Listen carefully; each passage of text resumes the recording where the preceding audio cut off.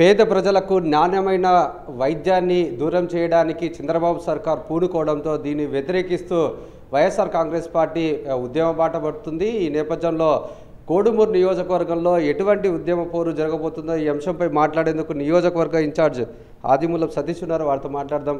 ఏ విధంగా ఉండబోతుందంటారు? ప్రజలు పెద్ద ఎత్తున స్పందించారు।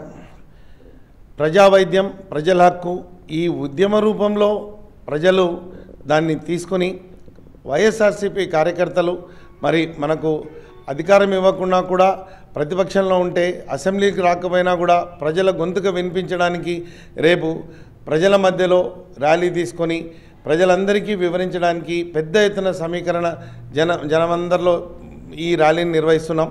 రేపు ఉదయం 9 గంటలకు కోడుమూరు నియోజకవర్గంలో కోళ్ల సర్కిల్ నుంచి ఎంఆర్ఓ ఆఫీస్ వరకు వివిధ కార్యకర్తలు అధికార ప్రతినిధులు మండల కన్వీనర్లు అందరి ఆధ్వర్యంలో కోట్ల హర్షవర్ధన్ రెడ్డి గారి ఆధ్వర్యంలో రేపు ఉదయం 9 గంటలకు మొదలు పెడుతున్నాం।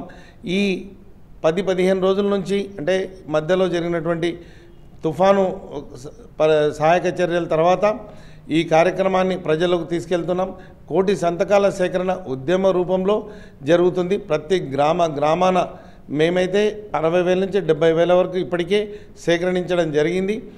గ్రామీణ ప్రాంతంలోని అక్షరాస్యత లేని ప్రజలు కూడా దీని యొక్క విలువను గ్రహించినారు। ఎందుకంటే ప్రజా ఆరోగ్యాన్ని మరి జగన్మోహన్ రెడ్డి గారు ప్రతి గ్రామాన ప్రజల ఆరోగ్య సంరక్షణకు చేపట్టినటువంటి ఈ యొక్క అంశాలను ఏవైతే ఉన్నాయో కార్యక్రమాలు పోయినసారి విలేజ్ క్లినిక్ల దగ్గర నుంచి మరి అర్బన్ క్లినిక్ల దగ్గర నుంచి మరి సాచురేషన్ మోడ్లో ఎక్కడ కూడా వైద్య సిబ్బందిని అంటే అర్బన్ హెల్త్ సెంటర్స్లో అయితే మరి బీఎస్సీ నర్సింగ్ చేసిన వాళ్ళను ప్రతి గ్రామంలో డాక్టర్లను ఎక్కడ కూడా వైద్య సిబ్బంది కొరత లేకుండా చేసినటువంటి ప్రభుత్వము అదెక్కడ ఈరోజు తెలుగుదేశం ప్రభుత్వము చేసినటువంటి ఇదంతా తీసుకెళ్ళి ప్రైవేటు పరం చేస్తూ వాళ్ళ మనుషులకు దోపిడీ చేసి పెట్టడాన్ని ప్రజలందరూ మరి స్పందించి ఈ యొక్క ఉద్యమాన్ని ముందుకు తీసుకెళ్తున్నారు।